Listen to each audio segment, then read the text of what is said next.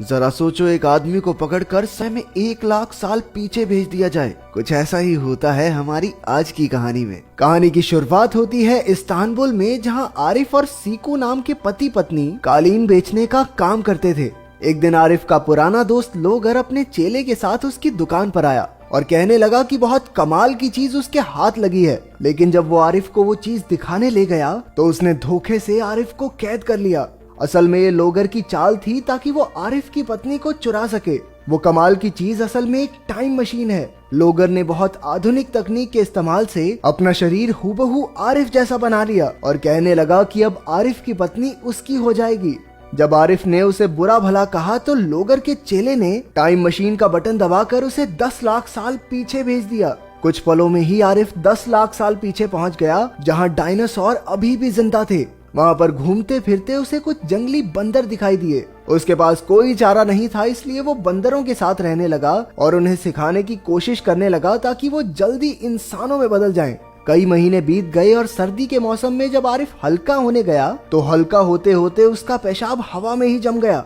वहाँ इतनी ठंड थी जितनी आज के समय शायद एंटार्क्टिका में ही होती हो। इस नई दुनिया में आकर आरिफ बहुत बोर हो रहा था तो वो कुछ भी उलझलूल हरकतें करने लगा। बदकिस्मती से इतने महीनों की कड़ी मेहनत के बाद भी वो बंदरों को कुछ नहीं सिखा पाया। उसने हिसाब लगाया कि इनके साथ रहा ना तो मैं भी बंदर ही बन जाऊंगा। इसके बाद वो जंगल में इंसानों की खोज में निकल पड़ा। अचानक रास्ते में उसका सामना एक खूंखार डायनासोर से हो गया जो गुस्से में दहाड़ रहा था। आरिफ की तो फटके चार हो गई, लेकिन फिर उसने देखा कि ये डायनासोर एक माँ है जो अपने अंडों की रक्षा कर रही है। आरिफ तुरंत पीछे हट गया और इससे खुश होकर डायनासोर ने उसे शहद का एक डब्बा दिया। इससे पहले वो उसे खा पाता उसके पीछे एक भयानक मधुमक्खी पड़ गई और उसने आरिफ को काट लिया। आरिफ अपनी जान बचाकर भागा और जाकर एक पेड़ के पीछे छिप गया, लेकिन डंक की वजह से वो बेहोश होने लगा। तभी पेड़ पर उसने 2 आदिवासियों को देखा जिन्होंने उस पर जहरीला तीर चलाकर उसे बेहोश कर दिया। जब आरिफ की आंख खुली तो वो एक गुफा में था जहाँ कई आदि मानव अजीब से भजन गा रहे थे। दरअसल ये लोग अनजान आदमियों पर भरोसा नहीं करते थे और थोड़ी देर में उसे मारने वाले थे।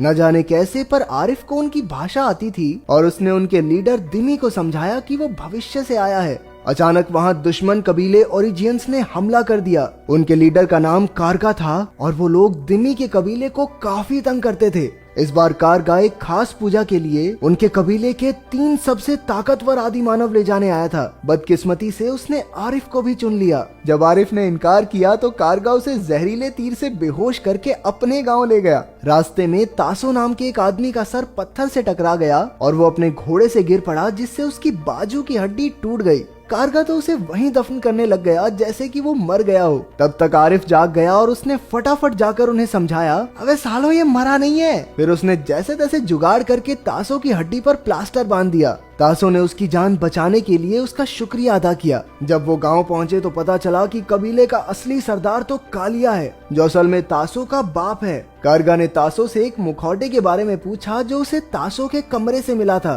तासो ने बताया कि उसने लकड़ी से मुखौटा बनाया है, लेकिन कालिया ने गुस्से में कहा कि वो अपने बेटे को एक योद्धा बनाना चाहता है, ना कि कलाकार। फिर कालिया ने अपने बचपन की कहानी सुनाई कि उसके बाप कुमो की मौत कैसे हुई थी। एक दिन आसमान से एक उड़न तश्तरी उतरी जिसमें 2 अजीबोगरीब इंसान थे। उन्होंने कुमो को तोहफे में एक बॉल दी। जैसे ही वो वापस जाने लगे, कुमो खुशी से उनके पीछे दौड़ा और स्पेसशिप के इंजन की आग से मारा गया। उस दिन से कालिया आविष्कारकों से नफरत करने लगा। अपने पिता से मिलने के लिए उसने स्वर्ग तक जाने वाला टावर बनवाया, लेकिन जो भी उस टावर पर चढ़ता था वो कभी जिंदा ही नहीं लौटा। असल में इन 3 आदमियों को टावर पर भेजने के लिए लाया गया था। आरिफ ने अपनी मर्जी से आगे जाने का फैसला किया। वो धीरे धीरे टावर की चोटी तक पहुंच गया। वहाँ पर एक अजीब से आदमी को देखकर उसे लगा कि यही कालिया का बाप होगा, लेकिन आरिफ को देखकर वो डर के मारे पीछे हट गया और वहाँ से नीचे गिरने से उसकी मौत हो गई। आरिफ भी नीचे लौट आया और उसे जिंदा देखकर सब हैरान रह गए। वो कालिया के पिता को वापस तो नहीं ला सका, लेकिन कालिया ने उसे माफ कर दिया।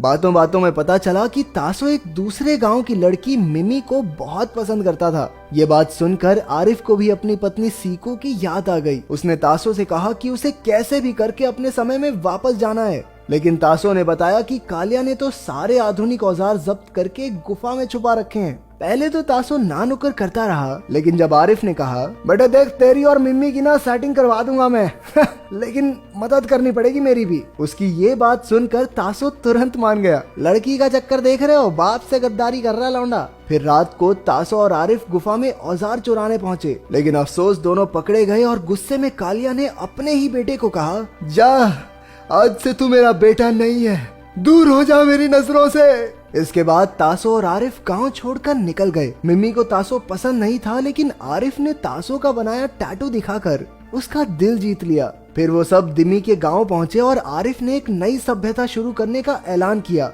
उसने दिमी की मदद से कालिया की गुफा में छुपे औजारों को चुराने का प्लान बनाया। दिमी और उसके आदमी उनसे पहले ही चिढ़ते थे तो तुरंत मान गए। अगली रात आरिफ और तासो फिर से कालिया की गुफा में घुसे और गांव वालों की मदद से सारे औजार गांव में ले आए। बिना समय गवाए आरिफ ने वो सारे आविष्कार किए जिससे इंसानी जाति आगे बढ़ी। आरिफ की वजह से वो हजारों साल आगे बढ़ चुके थे और जिंदगी बेहद आसान हो गई थी। औरतें अब आसानी से घर पर खाना पका सकती थी और बच्चे स्कूल जा सकते थे। आरिफ को मंत्री बना दिया गया, लेकिन वो खुश नहीं था क्योंकि गांव वालों की सोच अभी भी आगे नहीं बढ़ी थी। उधर जब कालिया को पता चला कि गुफा को आरिफ और तासो ने लूटा है तो उसने गुस्से में कारगा को उन्हें मारने के लिए भेजा। लेकिन जब कारगा गांव पहुंचा तो इतने आविष्कार देखकर दंग रह गया। वो चोरी का सामान वापस मांगने लगा, लेकिन आरिफ ने सबके सामने उसकी बेइज्जती कर दी। इससे कारगा को गुस्सा आ गया और उसने फौज लाकर उन पर हमला करने का ऐलान किया। एक दिन आरिफ मिम्मी, तासो और बाकी गांव वालों को पास के जंगल में घुमाने ले गया, लेकिन जब वो सब वापस लौटे तो गांव की हालत देखकर वहीं जम गए।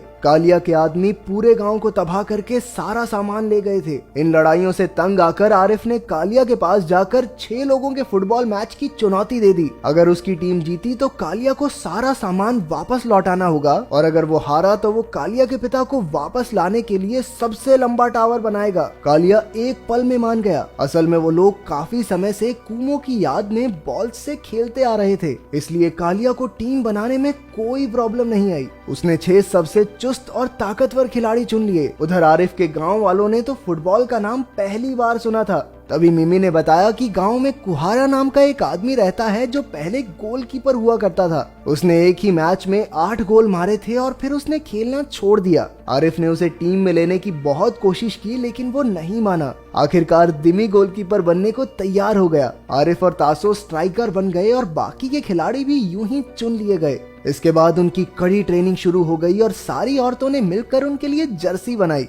कुछ ही दिनों की प्रैक्टिस के बाद आरिफ की टीम बढ़िया तरीके से खेलने लगी। जल्द ही मैच का दिन आ गया। मैच शुरू हुआ और कालिया की टीम शुरुआत से ही हावी होने लगी। उन्होंने आसानी से 4 गोल दाग दिए, जबकि हाफ टाइम से पहले आरिफ की टीम 1 गोल भी नहीं कर पाई। हाफ टाइम ब्रेक में आरिफ ने अपनी टीम से कहा कि वो असल में एक एलियन है और दूसरे ग्रह से यहाँ रहने आया है। उसके पास कुछ शक्तियाँ हैं जिससे वो मैच का पासा पलट सकता है। अब उसे अपनी टीम को जिताने के लिए एलियन बनना ही होगा। हालांकि इतनी बड़ी बात सुनने के बाद भी गांव वाले गुस्सा नहीं हुए, बल्कि वो तो उसकी शक्तियां देखने के लिए एक्साइटेड हो रहे थे। जैसे ही दूसरा पड़ाव शुरू हुआ, आरिफ ने अपनी शक्तियों का जादू चलाना शुरू कर दिया। खतरनाक स्टंट दिखाते हुए उसने अपनी टीम के लिए 3 गोल कर दिए। वहीं मैच के दौरान तासो की एक दूसरे खिलाड़ी से हाथापाई शुरू हो गई, जिसके बाद उसे बाहर होना पड़ा। दिमी के भी एक हाथ में चोट लग गई और अब वो आगे नहीं खेल सकता था।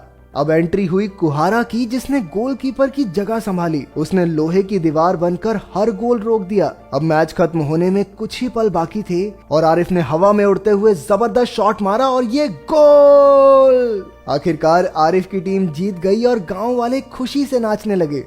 कालिया ने भी उनकी तारीफ की और गांव वालों से दूर रहने का वादा किया, लेकिन जीतने के बाद भी आरिफ दुखी था। वो जानता था कि लोगर ने उसकी पत्नी सीकू को बंदी बना लिया होगा। अब लौटने का भी कोई फायदा नहीं, इसलिए उसने गांव छोड़कर इधर उधर भटकने का फैसला किया। जाने से पहले उसने तासो को अपनी घड़ी और मिमी को अपनी अंगूठी तोहफे में दी। तभी अचानक जोरदार लाइट दिखाई दी और सीकू भी वहाँ पहुँच गई। आरिफ उसे देखकर हक्का बक्का रह गया। सीकू ने बताया कि जब आरिफ लोगर के साथ चला गया था तो उसने खबर देखी कि एक जगह से 10 लाख साल पुरानी अंगूठी और घड़ी मिली है। उन्हें देखकर सीकू एक पल में समझ गई कि ये तो मेरे पति आरिफ की हैं। फिर उसे सारा माजरा समझ में आया कि जो आरिफ उसके सामने है वो नकली है, इसलिए उसने नकली आरिफ को बंदूक दिखाकर अपने पति का पता पूछा। आखिरकार वो लोगर की टाइम मशीन से वहां आ पहुंची। फिर आरिफ और सीकू ने गांव वालों को अलविदा कहा और अपने समय में वापस लौट गए। वहां जाकर उन्होंने इस बार लोगर को 10 लाख साल पीछे भेज दिया। पहले तो गांव वालों को लगा कि ये आरिफ है, लेकिन जब लोगर उन्हें गालियां बकने लगा तो वो सारी बात समझ गए। ऊपर से ये भी पता चला कि जिस उड़न तश्तरी से कालिया का बाप मरा था वो असल में लोगर की ही थी। गाँव वालों को गुस्से में अपनी ओर बढ़ता देख लोगर की हालत पतली हो गई। आखिरकार उन्होंने उसे धर दबोचा और यही कहानी खत्म हो गई। तो अगर तुम्हें मौका मिले तो तुम समय में आगे जाना चाहोगे या पीछे? कमेंट्स में जरूर बताना। मिलते हैं अगली वीडियो में।